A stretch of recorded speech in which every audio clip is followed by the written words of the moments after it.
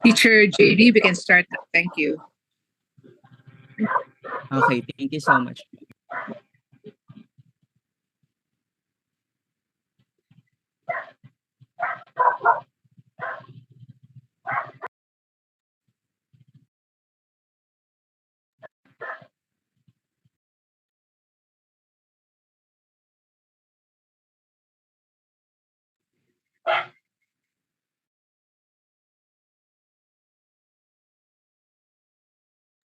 Ayan. Everyone, nakikita na ba ang aking screen? Ayan, nakikita na ba? Malinaw? Yes Ayan. po. Maraming salamat, no? Ayan. Simulan natin ang panalangin sa araw na ito. Sa ngalan ng Ama at ng Anak ng Espiritu Santo. Amen. Panginoon, gabayan niyo po kami para sa araw na ito na magsilbi po itong oportunidad na matuto po kami ng bagong kaalaman at sana po bigyan niyo po kami ng kalakasan at kaganhawaan na matuto po kami ng bagong kaalaman na maipapasa rin po namin sa iba. Sa ngalan ng Ama at ng Anak ng Espiritu Santo. Amen. Ayan. Baitang Nara, no? Isang mapagpalang araw sa inyo lahat, Baitang Nara. Ngayong araw ay may bagong aralin na naman kayong matutunghayan. Kaya naman, may katanungan kaagad ako. Handa na ba kayo? Ayan, sige nga gamitin nga nyo ang iba't ibang klaseng reaksyon na nakikita nyo sa ating Zoom meeting kung handa na ba kayo. Ayan, sige nga patingin nga ako ng iba't ibang klase yung reaksyon gamit ng Zoom meeting. Ayan, may nakikita ako pero raise hand ginamit ni Brent. Pero okay lang yan. I'm sorry po. Okay lang, naiintindihan ko. Carry na yan. Sige, maraming salamat, no? Ngayon naman, muli nagpapakilala sa inyong harapan. Ako si JB Villejo Doron, ang inyong guro sa Araling Panipunan. Maaari niyo akong tawagin bilang Ginoong P, hindi Ginoong T, hindi Ginoong S, kundi Ginoong D. Ayan ha, maliwanag na tayo para sa aking introduction. Ngayon naman tayo ay magtungo para sa aking munting paalala habang tayo ay narito sa ating virtual na pagkikita. Yan. Unang-una na kinakailangan niyong matandaan. Ugaliin nakabukas ang camera hanggang matapos ang klase para na monitor ko kung anong ginagawa nyo habang nagpapatuloy ang ating Zoom meeting. So nakikita ko naman na naka-open ang inyong mga camera dito. Malinaw naman. Ayan, maraming salamat sa inyong partisipasyon. Ikalawa, siguraduhin na nakamute ang mic kung walang sasabihin. At siguraduhin naman naka-open mic kung ikaw naman ay may katanungan o sasabihin. Tulad na lamang na ginawa ni Brent kanina na nagtaas siya ng raise hand button, di ba? Much better yon para mas madali kayong makita kung may katanungan kayo. You may raise the raise hand button para mas madali kayong makita kapag may concern kayo. Maliwanag? Alright. Sige. Para sa last na munting paalala na kinakailangan nyo matandaan, syempre dapat makinig ng mabuti para may matutunan para sa araw na ito. You may also write down kung ano yung mga matututunan ninyo mamaya. Okay? Maliwanag? Ngayon tayo ay magtungo para sa ating maikling kamustahan na hinahihintay ng lahat, di ba? Syempre, dapat kinakamusta ko lahat ng Baitang Nara. Pero bago ayon, babasahin ko muna ang tanong. Okay? Kung ilalarawan mo ang iyong sarili gamit ng isang kulay, anong kulay ito at bakit? Syempre, para hindi kayo na problema, teacher, ano po gagawin ko? Syempre, ako muna mag-i-start, no? Para ma-motivate kayo. Well, kung ihahalin tulad ko o kung ilalarawan ko ang sarili ko gamit ng isang kulay, malamang sa malamang pipiliin ko ang kulay na lila o yung tinatawag na purple, 'di ba? Kasi iba yung sa feeling kapag ang enerhiya nito parang nakaka-motivate siya sa akin and ang sarap niya sa mata, 'di ba? And higit pa doon, komportable ako pag nakakita ako ng kulay lila o yung purple. O ngayon, nasagot ko na ang kamustahan natin. Ngayon magtawag naman tayo ng tatlo na baitang nara sa klase natin, no? Sige nga, subukan nga natin si Angel. Ayan, Angel, kung ilalarawan mo ang iyong sarili gamit ng isang kulay, anong kulay ito at bakit? Sige, pwede mo na i-open ang iyong mic. Go. Color violet dahil maganda ito at nakaka-motivate ito.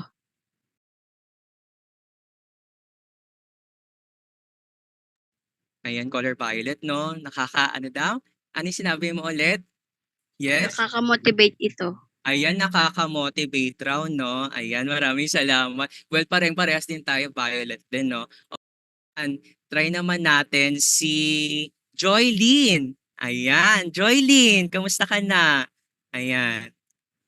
Good afternoon po, teacher. Sa akin naman po, color purple din po. Kasi mahilig po ako sa color ng purple at saka yun po yung parang kulay na nakakapagpakalma po sa akin. Yun po. Ayan, no, maraming salamat sa iyong kasagutan, no? Ayan, sino pa? Check na natin. Okay, try naman natin si Brent. Kung ilalarawan mo ang iyong sarili gamit ng isang kulay, anong kulay ito at bakit? Para po sa akin kung ako po ilalarawan po kung anong kulay, mas pipiliin ko po ang kulay blue dahil Mm, nagsisimbolo po ito ng aliwalas at magandang kinabukasan or magandang kaarawan sa ating bawat isa or maaliwalas po sa karamihan. Ayun naman.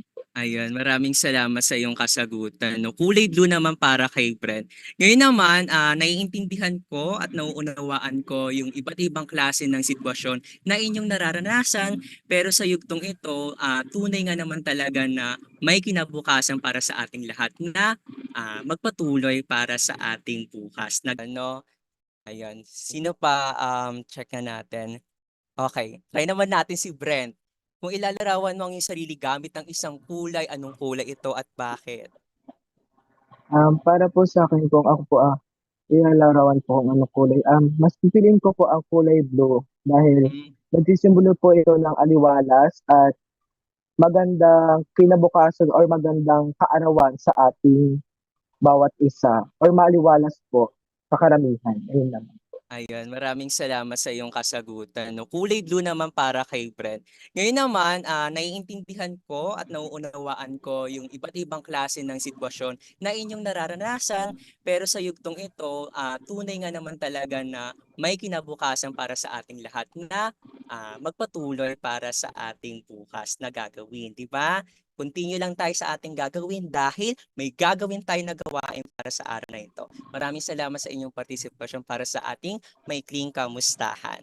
Ayan, para sa layunin na ito, nais kong tawagin si Maxine. Maaari mo bang basahin ang layunin sa araw na ito?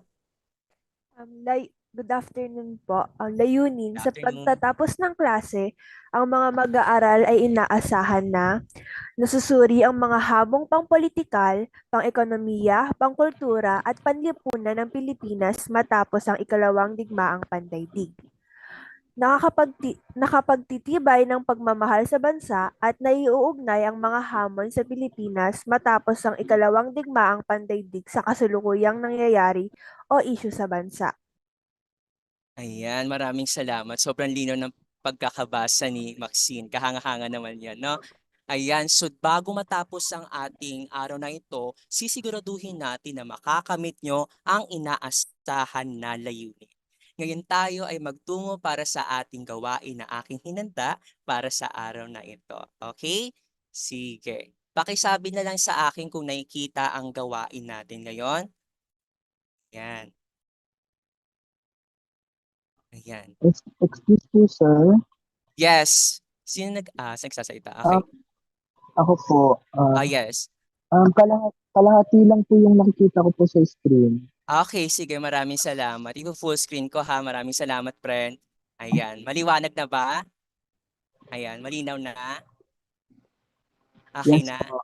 Ayan. Maraming salamat, friend, no? Ayan. Para sa panuto na gagawin natin ngayong araw ay inaatasan ang mga mag-aaral na suriin ang larawan at tukuyin kung ano ang pinapahiwatig nito.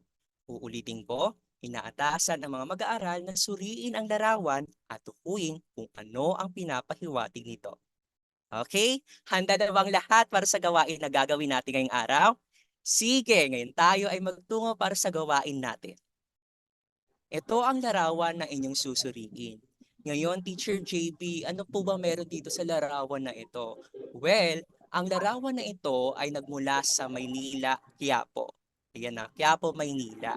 At ito yung larawan na kung saan nangyari ang ikalawang digmaang pandaigdig. Nanggaling ang larawan na ito kay John Stewell mula sa Flickr. So pagmamayari niya itong larawan na ito. O ngayon, Tingnang mabuti ang larawan. Bibigyan ko kayo ng 30 segundo hanggang 1 minuto para obserbahan ang larawan. Okay, maliwanag ba? Bibigyan ko kayo ng 30 segundo hanggang 1 minuto para obserbahan lamang ang larawan. Okay? Sige. Ayan. Sige, obserbahan nyo muna na maigi. Go. Ayan. Sige, nakikita ko yung mga tumitingin sa camera natin kung talagang tumitingin talaga sa larawan na to. Ayan. Nakikita ko yung mga mata ninyo. Baitang Nara. Sige. I-check nyo ng maigi. Ayan. Sige. Ayan. Okay. Sige. Ayan. Okay. Malinaw ba na nakikita ang larawan sa screen natin? Tumango nga. Ayan. Nakikita ko naman tumatango. So, Yes malinaw po. siya. Ayan. Okay. Tapos na ang minuto na binigay ko sa inyo. Ngayon, una, gusto ko malaman paano kaya naapektuhan ng Pilipinas matapos ang ikalawang digmaang pandaigdig sa larangan ng politika.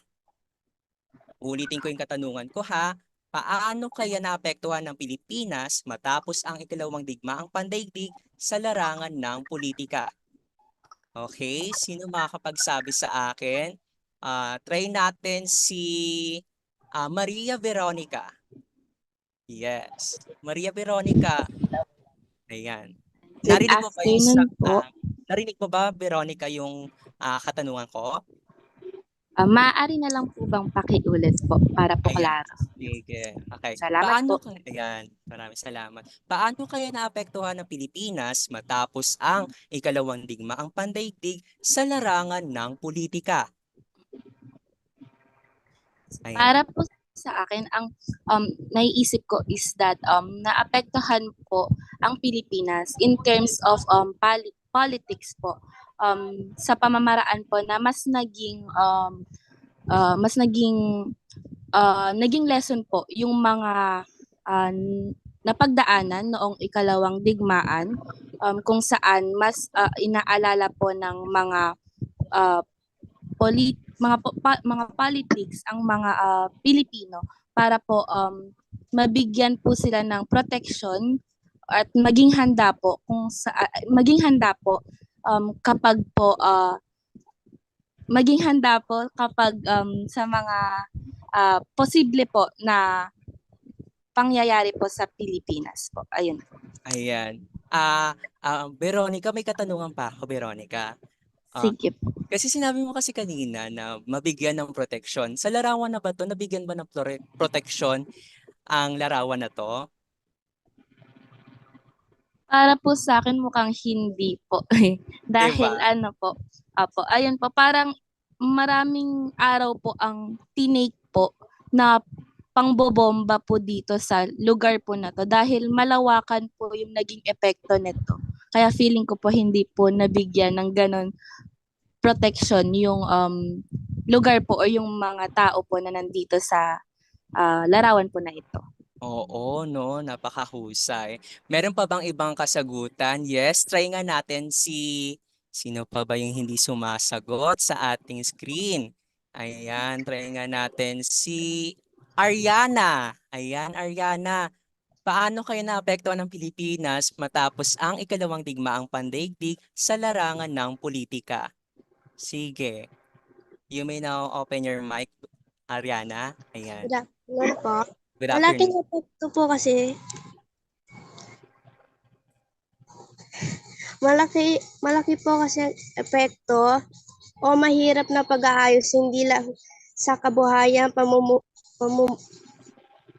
pamunuan at payamanan ang dapat gawin upang maging maayos.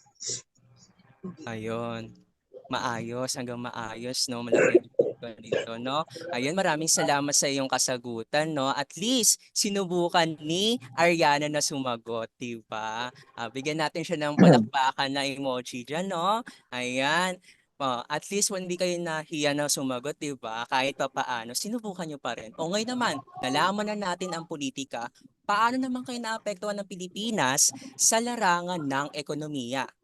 Kapag sinabi nating ekonomiya, ito ay may kinalaman sa pangkabuhayan. Ngayon, sino maaaring sumagot? Try nga natin si Wait lang.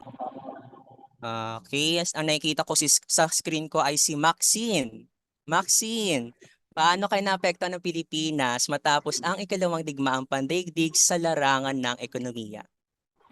Um, Matapos po yung ikalawang pandaigdigan, ano po, lubos po na naapektuhan yung ekonomiya ng Pilipinas dahil nga po sa pagsalakay din po ng mga Hapon at syempre sa pagbobomba po ng iba't ibang lugar sa Pilipinas, yung kabuhayan po ay naapektuhan, lalo na po yung mga trabaho ng mga Oo, tama.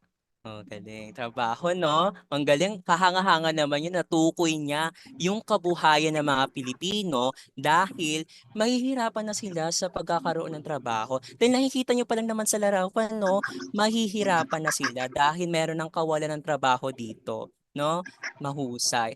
Ngayon naman, paano naman kaya naapektuhan ang Pilipinas matapos ang ikalawang digmaang pandaigdig sa larangan ng kultura? Okay. Try naman natin si Brent. Ayan. Brent. Yes po, sir. Ayan. Paano kaya naapektuhan ng Pilipinas matapos ang ikalawang digmaang pandaigdig sa larangan ng kultura? For example po ng kultura, sir, Okay. Ayan. Okay. Magbigay ng example. Pag sinabi kasi natin na kultura, ito ay may kinalaman sa mga likha. May ideya ka ba sa mga likha dito? Subukan mo lamang. Ayan. Ano ba yung mga likha na sa tingin mo na makikita dito sa kalagayan ng ating kultura? dito po sa ano po, no, sa larawan po, sir, Yes. nasalanta po, sir, or na sira. Okay. Nasira. Ano ba yung tinutukoy mo ng mga nasira ng mga likha? Ayan. Okay. Yung mga nasira po na tinutukoy ko po, ito po, halimbawa po for painting or mga Oo. painting or mga ano po, mga mahalagang bagay na alaala po yung 1990s pa or ibang taon pa po, nasalanta po siya ng pagsabog po dito and then nasira po siya or nawasak. Oo, napakahusay, no? Ang ganda ng explanation ni Brent, no? Napakahusay, no? Tulad ng lamang na sinabi ni Brent, no? Mga painting, no? Ito ay halimbawa ng isang kultura. Ngayon naman, paano kaya naapektuhan ng Pilipinas matapos ang ikalawang digmaang pandaigdig sa larangan ng panlipunan? Okay, try So, ito natin. po, Yes, Brent, may concern? wala po siya. Okay, sige. Okay, Sample i-mute mo lang. na yung mic mo. Ayan, sige, maraming salamat. Ulitin ko yung tanong. Paano kaya naapektuhan ng Pilipinas matapos ang ikalawang digmaang pandaigdig sa larangan ng panlipunan? Subukan nga natin si Angel. Ayan, Angel.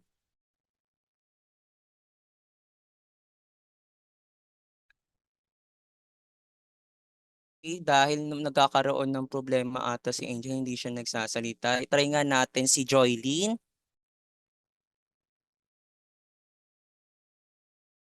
Ayan, Joylene, naririnig ba ako?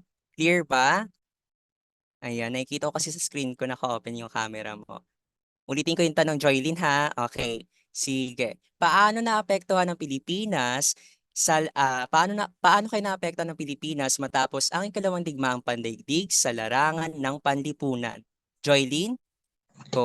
Teacher, para po sa akin naapektuhan po yung Pilipinas sa larangan ng lipunan kasi po yung nung time po ng digmaan, syempre marami nga pong mga nasira, maraming mga mag-aaral yung hindi nakapag-aral, naapektuhan po yung ekonomiya and yung ekonomiya po yung pag naapektuhan po yung ekonomiya, maapektuhan po yung lipunan kung saan nabubuhay po yung mga tao, naapektuhan po yung mga trabaho nila, yung mismong pamumuhay po nila, ayun po.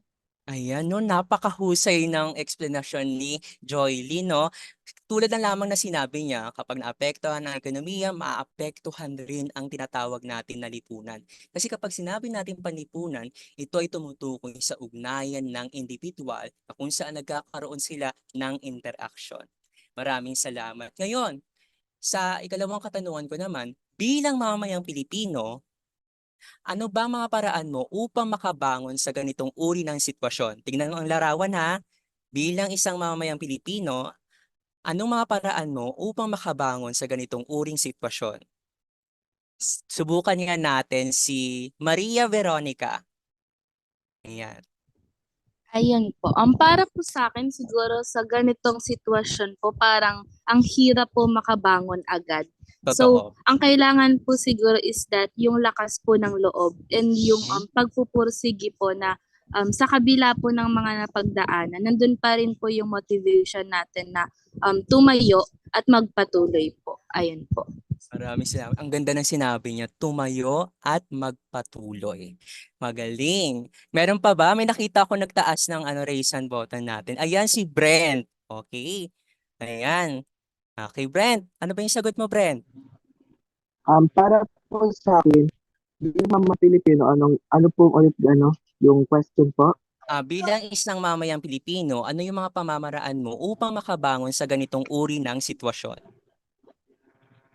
Para po sa akin, upang makabangon po ang mga mamayang Pilipino, maaari po tayong magtayo ng negosyo, magpatuloy sa pag-aaral, magkaroon ng mga For example po, magkaroon ng koneksyon upang may tumulong sa atin po.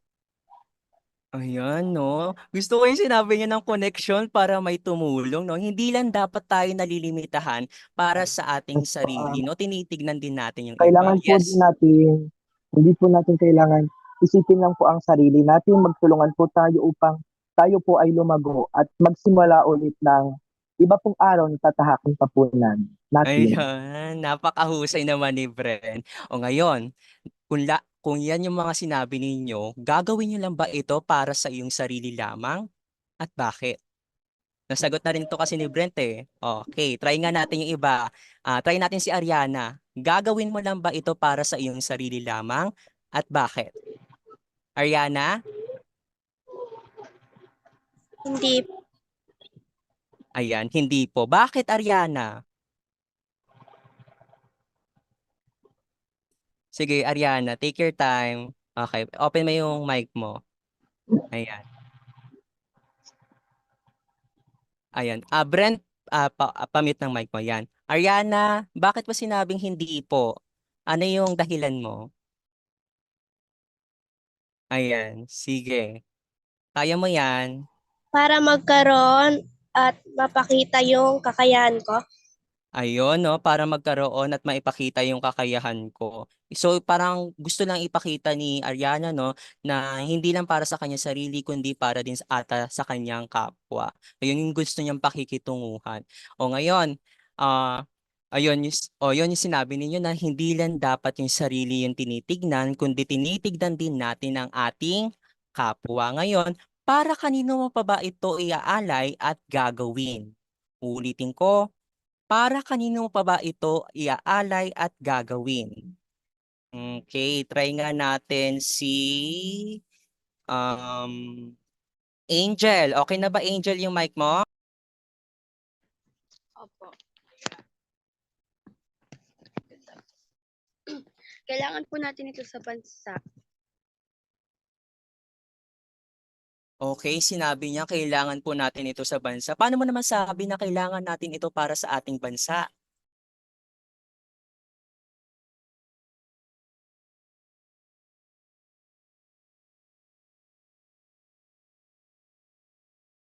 Ayan, take your time. Sige, pag-isipan mo muna yung sinasabi mo, ha?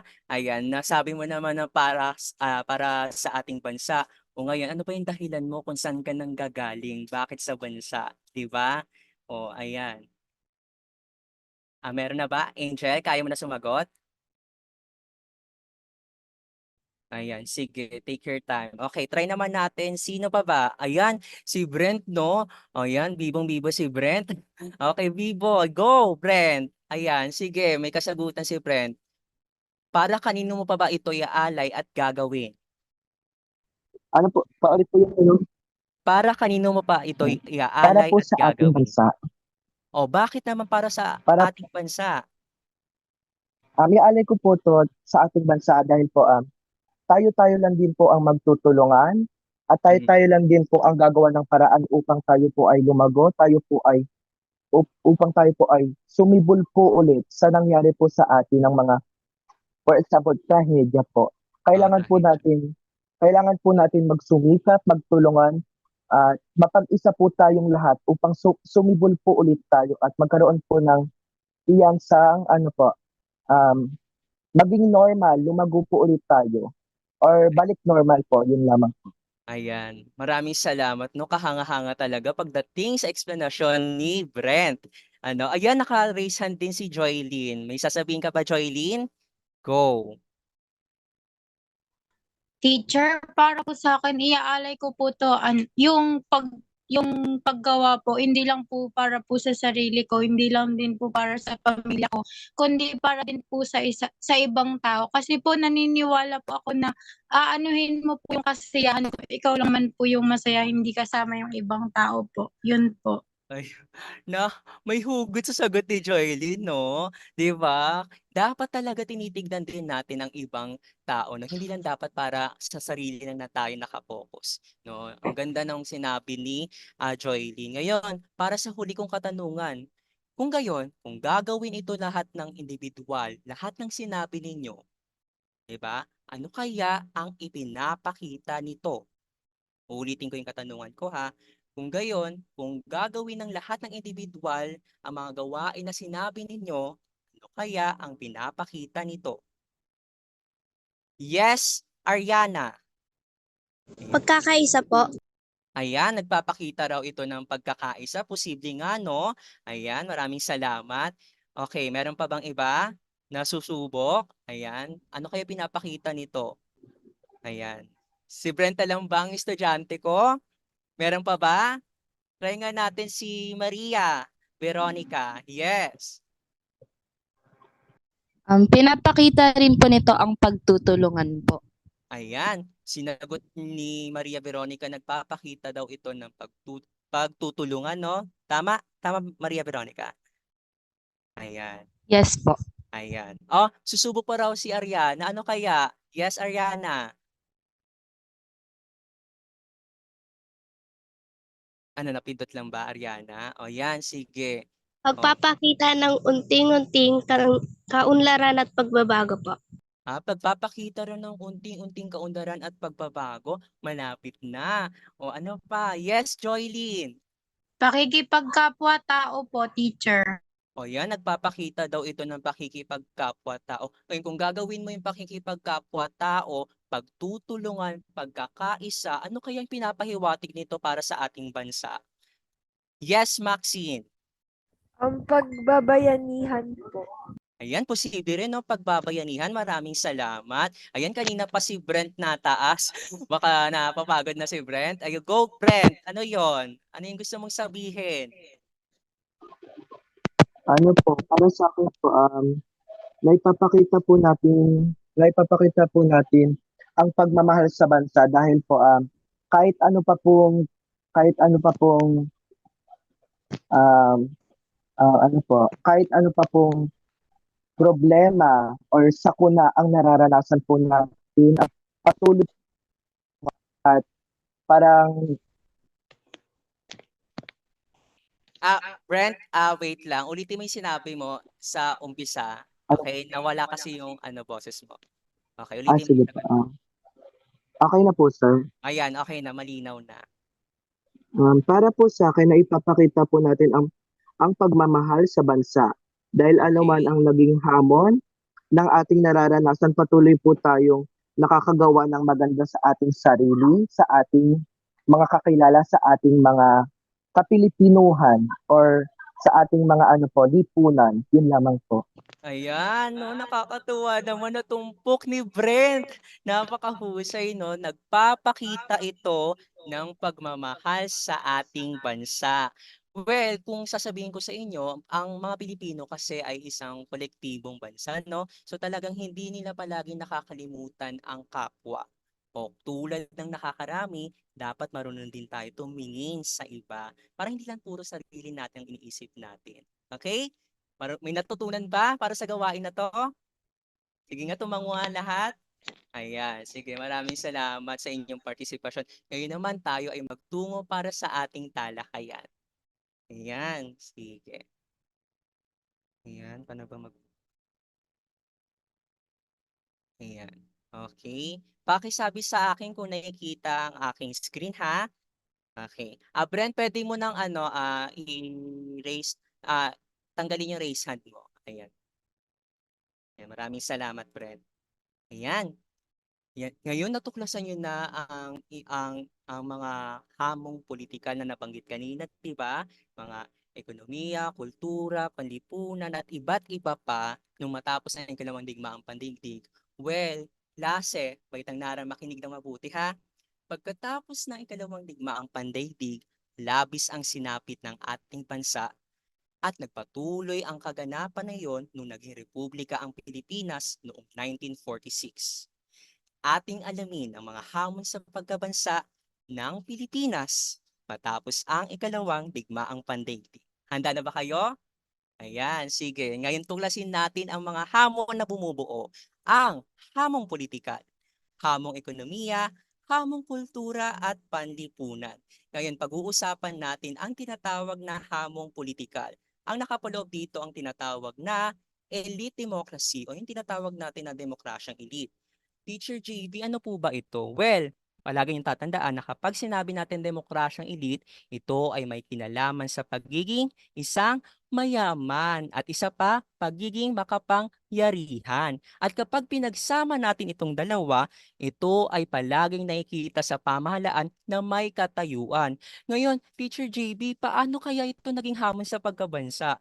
Well, nung naging Pangulo si President A. Manuel Rojas, noong 1946, nagbigay ng alok ang Estados Unidos na tinatawag na Philippine Rehabilitation Act at nagkakahalaga ito ng 400 milyong dolyares. Dahil bunsod nito yung nangyari sa atin na ikalawang digmaang pandaigdig at naapektuhan ang Maynila tulad na lamang na nakita ninyo na larawan, di ba? O, ngayon, dahil sa laki ng binigay ng Estados Unidos sa ating bansa, nilagdaan kaagad to ni President Manuel A. Rojas at talagang naniwala ang mga mamayang Pilipino na matutugunan nito yung pangangailangan ng mga nangyari tulad na lamang ng mga nasira na infrastruktura, mga lupain at iba pa. Pero anong nangyari? Itong 400 milyong dolyares na binigay ng Estados Unidos, hindi nakarating sa mga palad ng mga mamayang Pilipino. Ang nangyari, nagkaroon ng malawakang katiwalian. At ang naging resulta, nawala ng tiwala ang mga mamamayan na dismaya sila. Sabi ng mga mamamayan, ay hindi nyo na ako mapapaniwala dyan, natuto na ako dyan. Hindi na ako na makikinig sa mga mabulaklak yung mga salita na sinasabi nyo, matutulungan nyo kami. Dapat, una pa lamang, itong pera na ito ay talagang makakarating sa amin. O kaya naman ngayon, 'di ba naisip ninyo na ngayong kasalukuyan talagang nag-i-exist pa rin ang tinatawag natin na korupsyon. Tama ba? Umagri ba kayo diyan? 'Di ba? O ngayon dahil sa kaganapan ng korupsyon dito sa Pilipinas, may sasabihin ako sa inyo, no? Kasi lumabas lang ito sa datos ng tinatawag na um, Transparency International as far as I remember, no, lumabas doon na 115 ng Pilipinas over 181 countries. Yun yung corruption na lumalabas dito. Pang 115 ng Pilipinas. Kung iisipin ninyo, ang corruption dito sa Pilipinas talaga, sabihin na nating mababa siya. Pero hahayaan na ba natin ang corruption sa Pilipinas? 'Di ba hindi? O ngayon, ang tanong ko rito, bilang isang mag-aaral, Ano ba yung hinahanap nyo sa isang leader na sa tingin nyo makakatulong sa ating bansa? Ayan. Subukan nga natin si Maxine. Ano ba yung hinahanap mong katangian ng isang leader para sa ating bansa? Ano po, hinahanap ko pong katangian ng leader para sa ating bansa is yung may credibility and also um, marunong lumabog sa masa or makialam sa masa at syempre hindi lang po trabaho ay hindi lang po ginagawa niya yung trabaho niya para sa sarili niya or para sa binubuhay niyang pamilya. Ginagawa niya ito para sa mga Pilipino.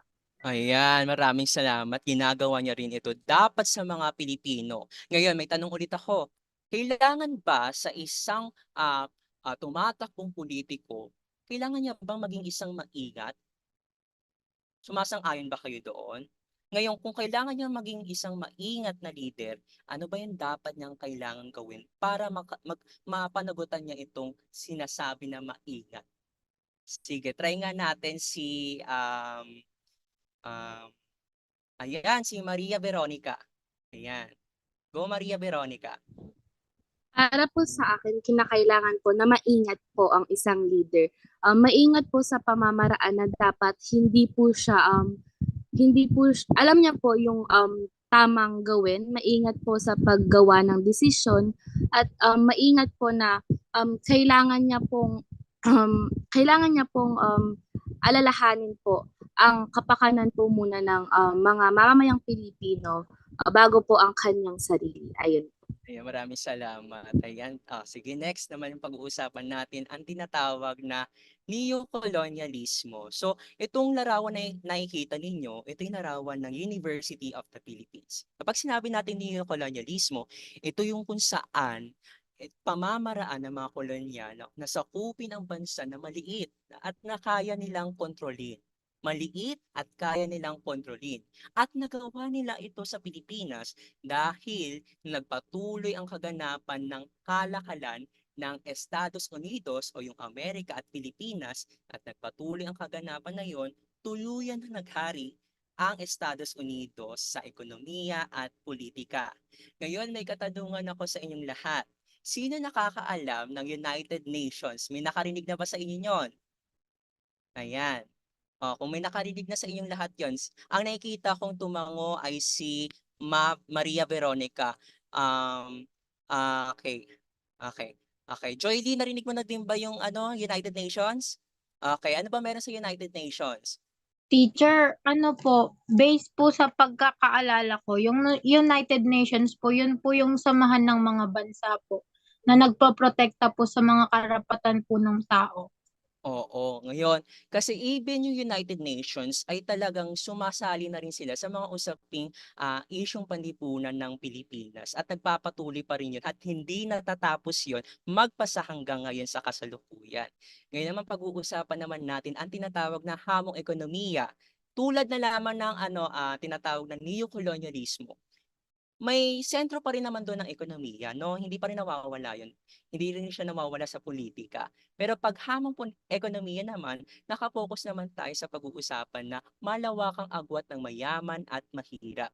Ang hamon dito, nagkaroon kasi ng diskriminasyon lalo na sa mga oportunidad. Ang nangyayari, ang mga mahihirap patuloy pa rin na nagsusumikap, nagtatrabaho, pero ang natatanggap na pera na sahod ay maliit lamang. Pero ang mayaman patuloy pa rin tumataas at hindi bumababa dahil patuloy silang kumikita sa maganong aspeto. Ngayon dahil sa paglaganap ng malawakang katiwalian, pang-aabuso at iba pa, naapektuhan na rin ang sentro ng edukasyon. At hindi lang yon, pati yung tinatawag nating na kabuhayan. Sumasang-ayon ba kayo doon? Angel?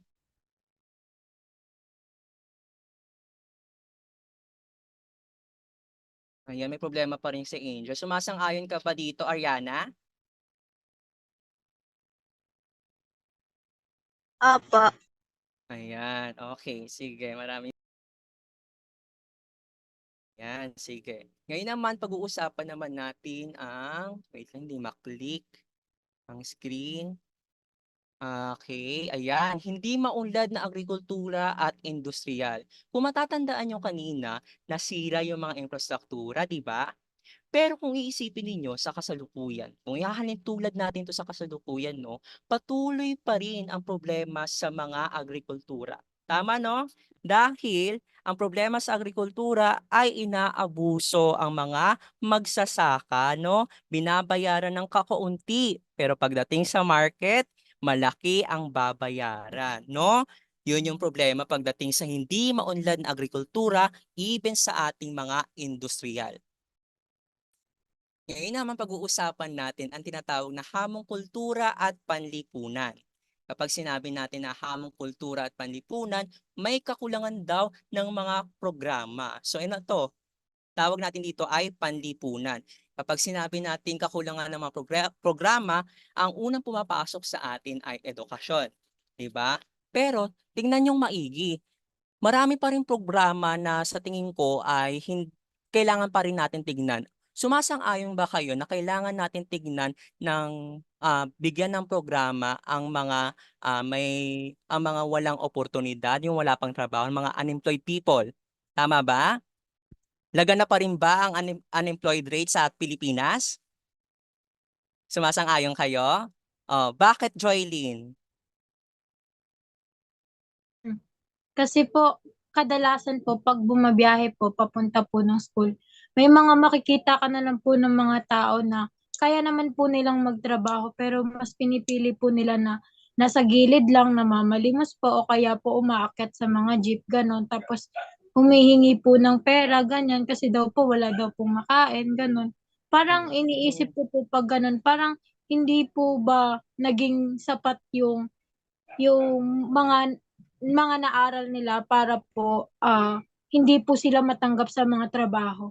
Kasi po kadalasan po dito po sa Pilipinas mas ano po mas kailangan po ng mas mataas yung narating bago po makapag-apply sa isang trabaho po. Uy, oo nga, totoo nga yun, no? Yung ang taas-taas ng requirement, no? Pero kakainting lang yung sahod na natatamasa ng mga Pilipino. Sumasang-ayon ako dyan.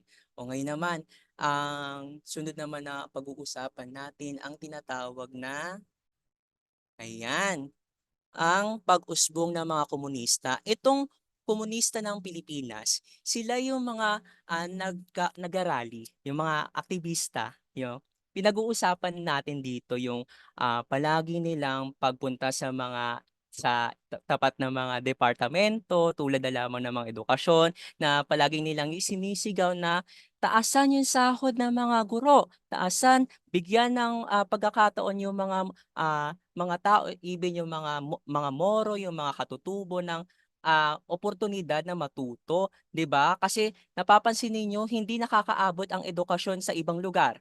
Tulad na lamang ng BARM sa Mindanao, 'di ba? O ngayon, even yung pag-usbong ng mga komunista tulad ng PKP ay talaga namang hindi nila binibitawan yung mga tulad na tinatawag natin na karapatang pantao na palagi nilang isinisigaw at pinanghahawakan na sana natatamasa ng mga Pilipino yung mga pangangailangan nila, 'di ba? Dahil nandito ang PKP na sa tingin nila ito yung pagkakataon nila para yung layunin na kinakailangan ng mga Pilipino ay sana nakakamit pa. Sang-ayon ba kayo doon? Ha? Bakit? Maria Veronica. Yes, bakit ka sang-ayon, Maria Veronica?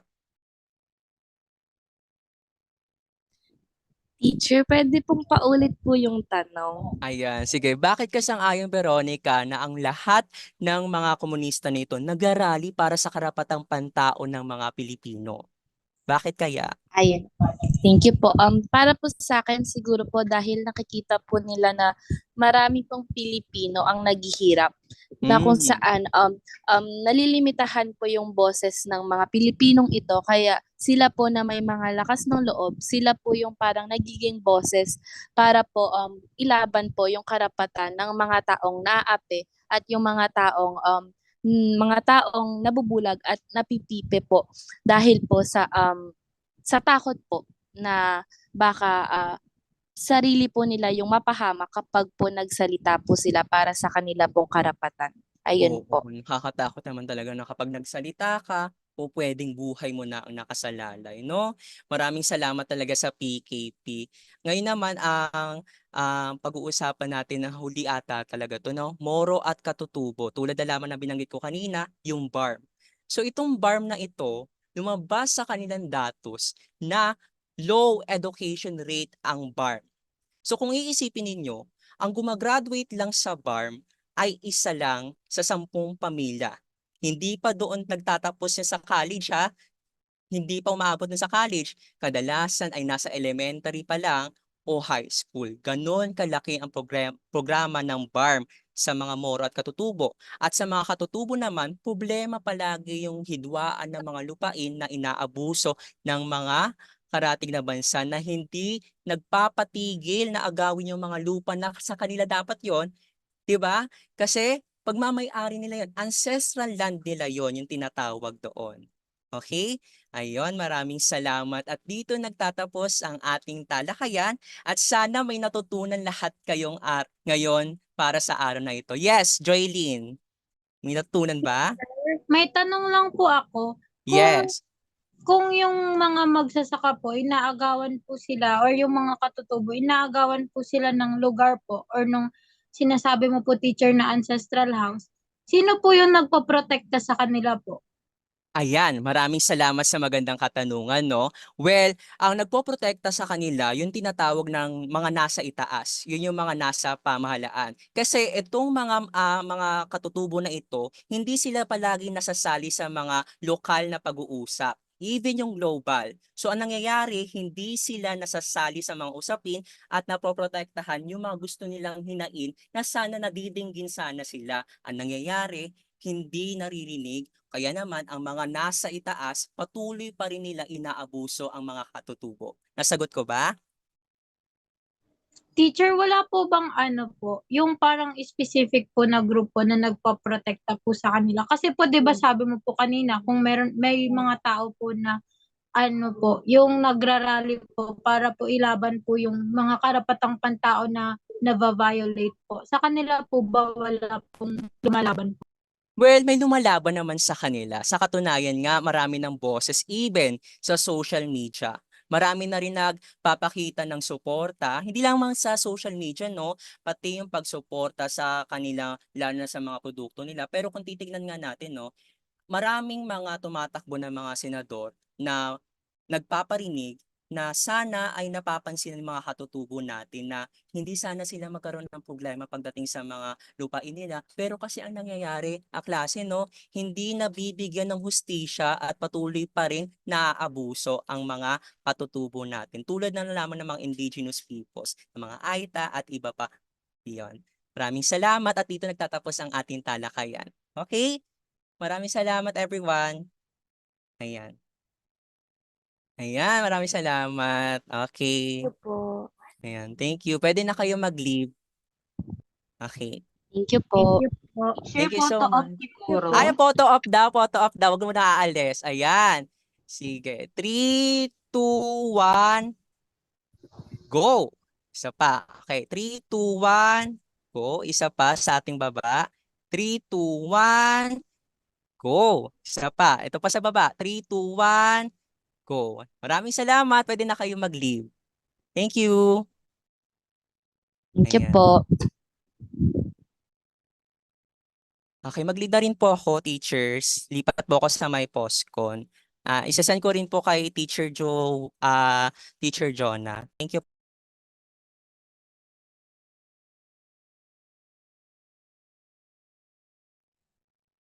Hello, Hana.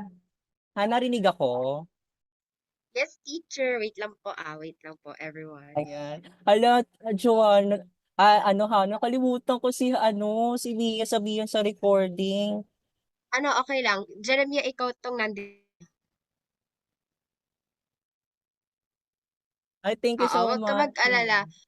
Nung wala si Jeremiah, di ba sabi ko recording ako, kaya mag-start ka na. Isa-send ko yung part na yun kay Jeremiah para magkadugtong siya pag ano. Ay, sa'yo ko na lang siya isend para ang gagawin mo, pagdudugtungin mo yung video na nagawa ko sa yung na-record na ni Jeremiah. Ganun na lang, Okay, ha? sige, sige. Thank you so much. Okay. Mag-joining na ba si Prof. Marte?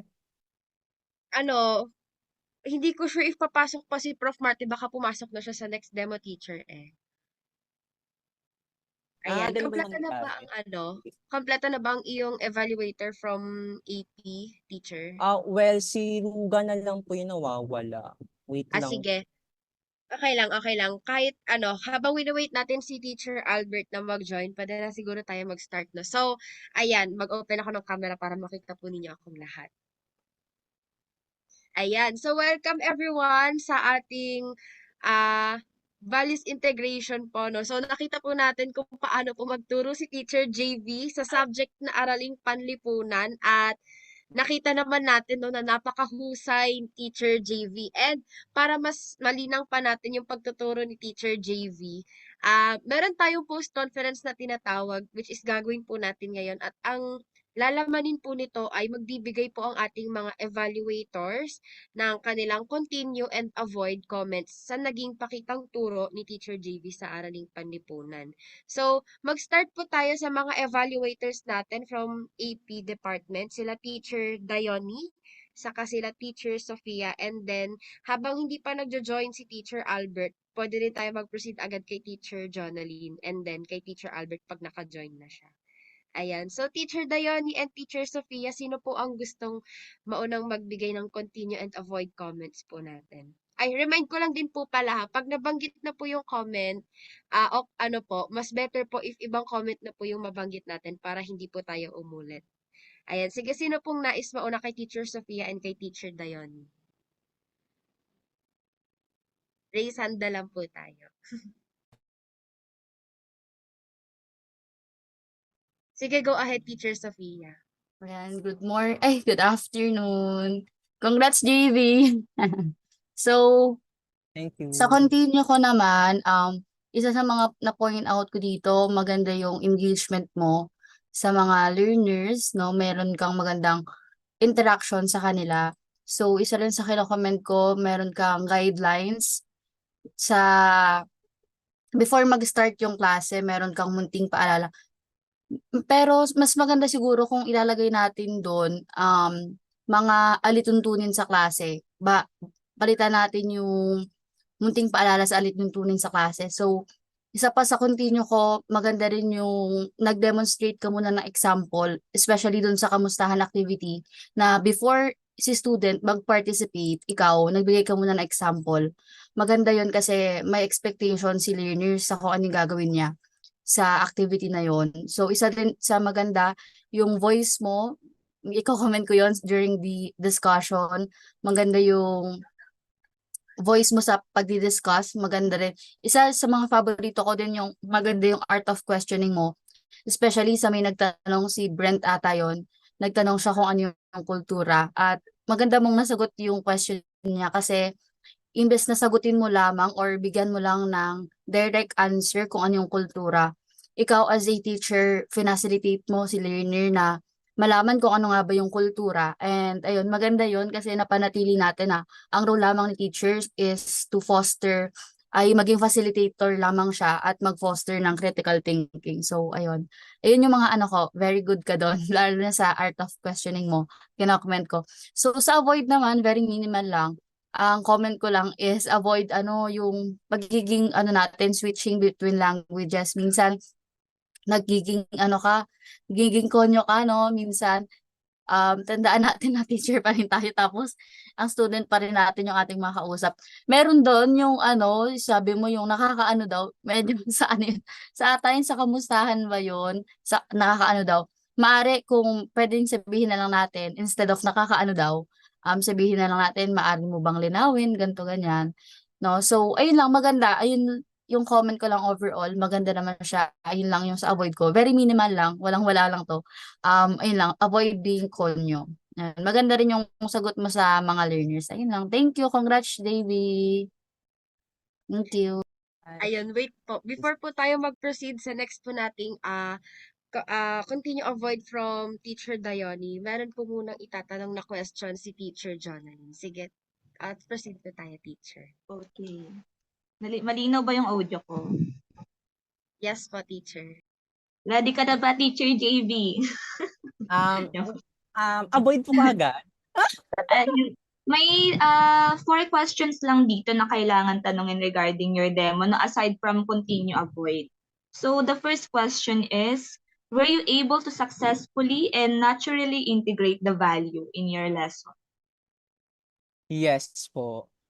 I was able to successfully integrate the value. Actually, nasagot po ito ni Brent kanina, no? Tinatawag daw to ito na pagmamahal sa bansa. Actually, bago pa humantong sa pagmamahal sa bansa, nasagot na siya sa number 4 na bansa muna. And then pagdating sa number 5 naman is pagmamahal sa bansa na kaagad.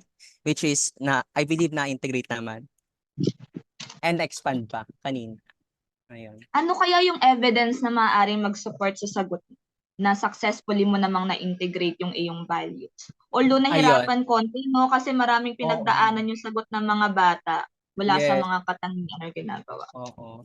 I believe yung isa sa mga evidence doon is, syempre magagaling pa rin ako sa sagot ng student ko, no? Si Brent, nasabi niya na ang pagmamahal daw sa bansa dahil hindi lamang tinitingnan nito yung sarili niya lamang, kundi tinitingnan niya rin dito yung ibang tao at yung mga nasa paligid nito. Ayun po. Okay.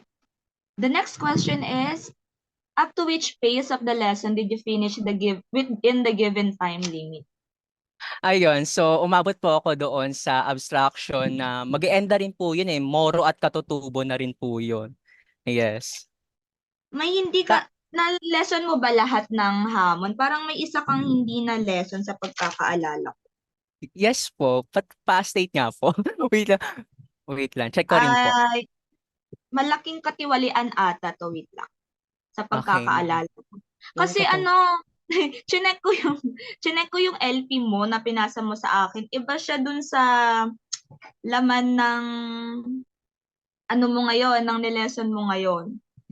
Ay, Ang di ba laman po ng send ako ng new zip file? Yung kagabi?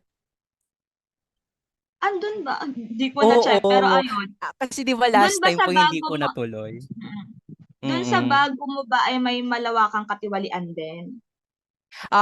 Hindi na siya included basically sa topic. Naka-insert na po siya doon sa agwat ng mga mayaman at mahirap po. Doon sa under siya Okay. ng hamong ekonomiya na. Kasi sabi ni Hamong Prof, 2x2 na po yung content para hindi masyadong madami. Madami. Ayan. Sige. So, abstraction ka lang natapos, no application and no evaluation, ano? Exactly And po. last question, if given the opportunity to redo your demo, what aspects of your delivery and lesson would you improve and why? Definitely. Repeat mo ba yung question? Hindi na po. Hindi na po. Okay. Definitely, yung activity po talaga, no? Actually kasi dito talaga tumagal yung processing question pa lang. Actually, number 1 pa lang. Political, ekonomiya, kultura at panlipunan. Tumagal ako doon ng, alam mo, 20 minutes ata dahil nandun sa number 1 na question na yon. Pero wala akong magagawa dahil kailangan ko sila i-process, no? Pero sana kung may pagkakataon ako, i-edit yung tanong na yon. Siguro i-change ko siya na mas better pero may connect pa rin sa topic. Ayun. Okay. Other changes pa, other aspects? Wala na po kasi kumpiyansa naman ako na nasunod ko at umagri naman si Professor Marte under ng abstraction and even yung application. Okay. So, continue avoid na tayo, Teacher Hannah. Thank you, JB. Thank you so much po. Thank you, Teacher Jonalyn. Sige, proceed po tayo kay Teacher Dayoni sa continue and avoid comments po niya sa demo teaching ni Teacher JB. Sige, proceed po tayo. Hello po. Una po pagbati JB sa successful na demo teaching. Palakpakan. Oh my! Charan! Kabog. Sa akin sa continue bilang isang araling panlipunan na guro, kudos dahil hinahawakan mo yung puso nila sa mga isyong panlipunan. Yun yung nagustuhan ko. Relate ka, may connection kayo between the student and ikaw, aware ka din sa mga nangyayari, which is maganda bilang isang AP teacher. Kailangan aware tayo sa mga nangyayari. So pag may binato sila, dapat hindi ka nila lalamunin ng buhay na, ito ang issue na to.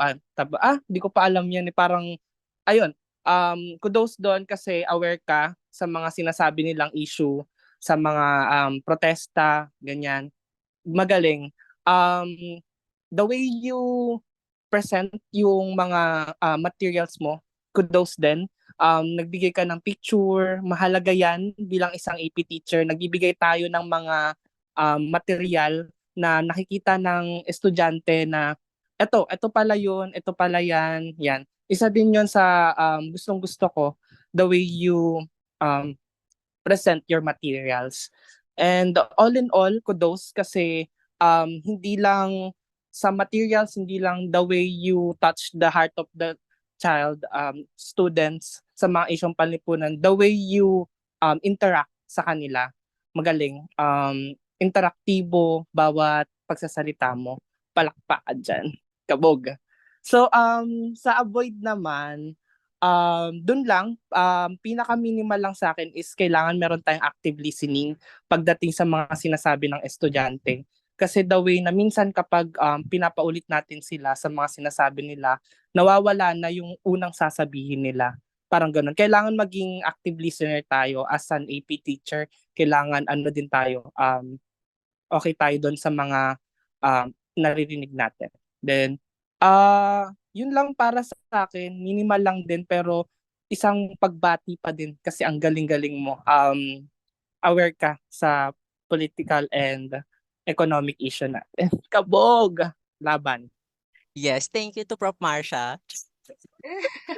Ayan, thank you Teacher Dayoni and Teacher Sophia sa inyong very detailed na comment sa continue and avoid ni Teacher JV, no? Ite-take note namin yan para next time. Ay, sorry no, gusto makisapaw ng aso namin. Magko-continue avoid din daw siya.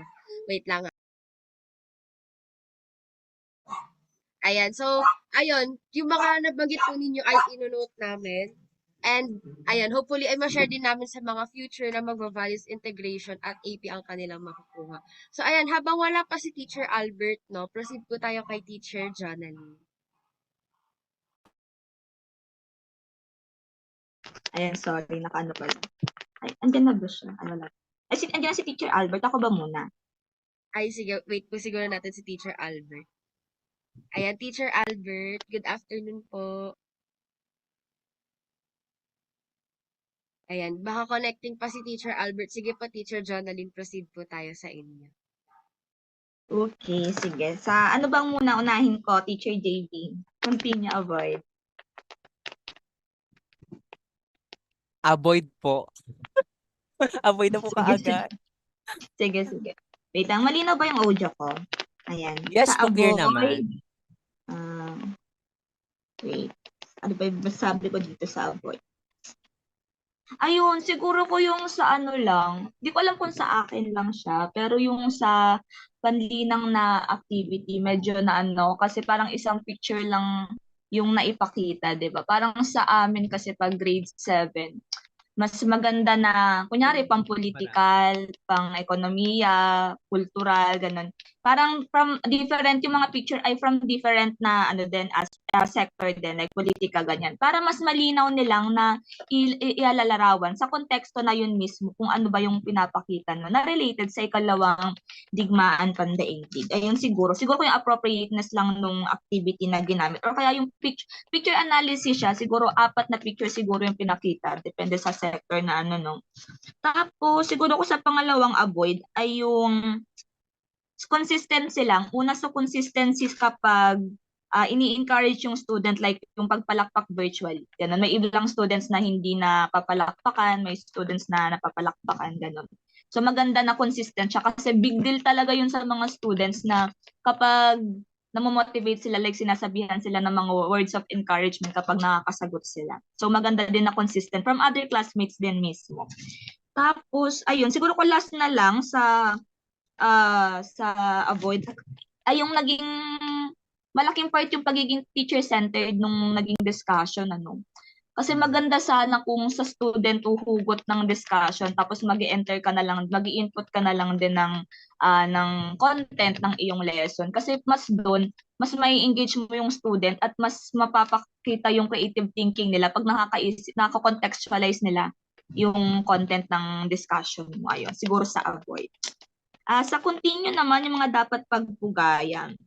Ayun, maganda na first name basis yung pagtawag sa students, ano, kasi mas nagugustuhan nila yun pag first name basis sila kaysa apelyido kasi mas parang nakikita nun yung relationship nga nabanggit kanina. Tapos, very good din na ini-explain mo yung context kasi pag AP, parang may mga terms sa grade 7 na hindi mo naman pwedeng isipin na alam na nila to, di ko na-explain.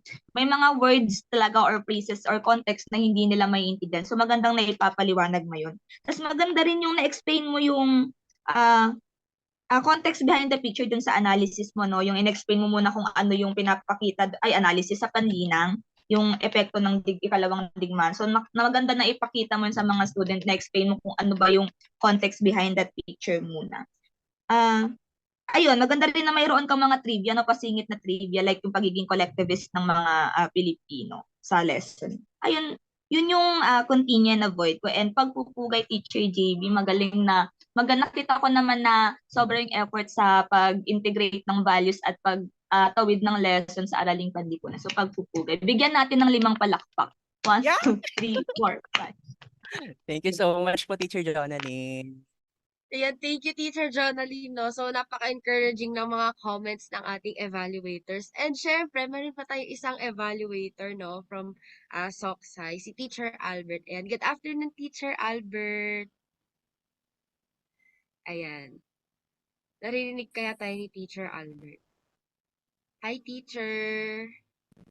Ayan, sige. Explain ko lang po ulit. Bale, ang mangyayari po ay magbibigay po tayo ng continue and avoid sa naging demo teaching po ni Teacher G. Ayan, ready na po kayo, teacher? Pwede na po.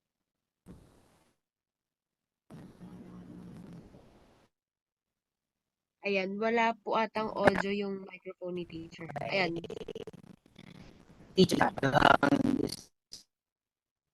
Teacher, medyo nagcha-choppy po yung audio.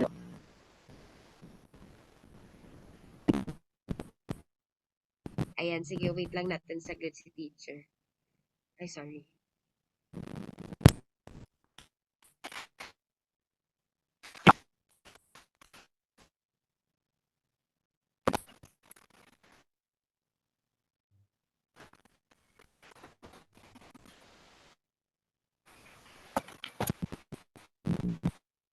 Ayan, Teacher Albert, nagsasalita ka po ba? Medyo white, hindi pala medyo white noise yung yung napoproduce na sound ng device po.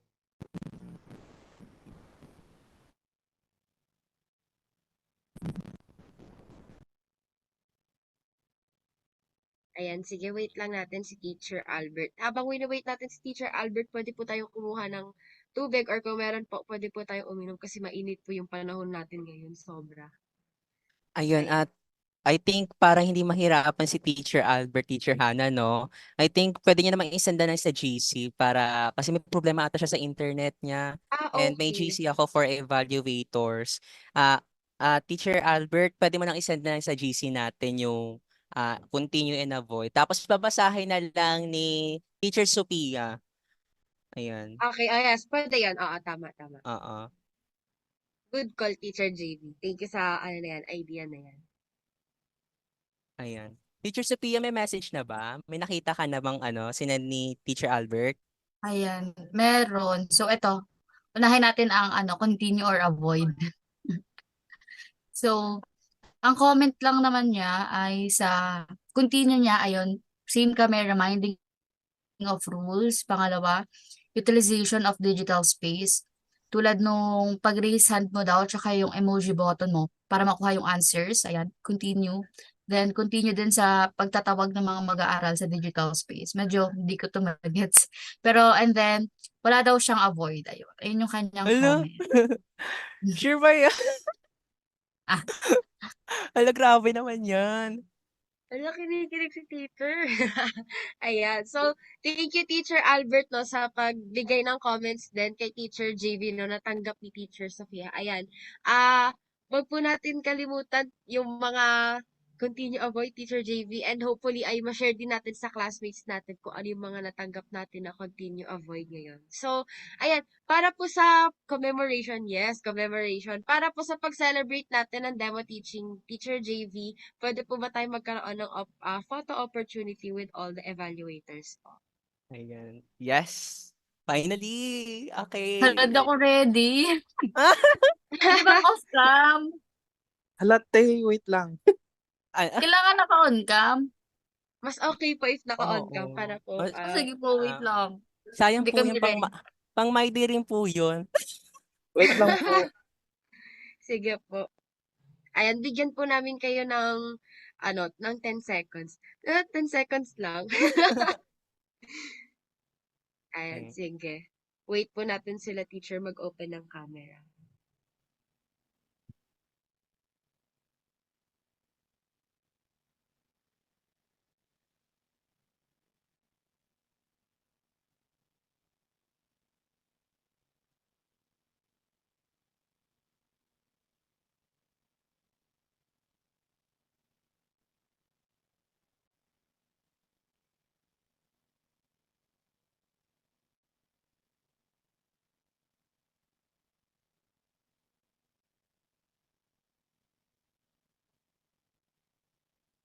Ayan, okay na po, teachers. Ready na po tayo. Ayan, naka-open na si Teacher Dione. How about si Teacher Sofia? Ayan, kita na natin sila, teacher. Okay po, smile po tayo in 3, 2, 1. Ayan, V-sign po tayo for values education. Ayan, smile po tayo in 3, 2, 1. Ayan, okay na, Teacher JV. Congratulations. Ayan, thank you so much to Teacher Jonalyn and to all my evaluators for your efforts for attending in this Zoom meeting. Thank you so much and have a great day po. Ayan. Congrats, JV. Thank you, Ted. Thank you, Sophia.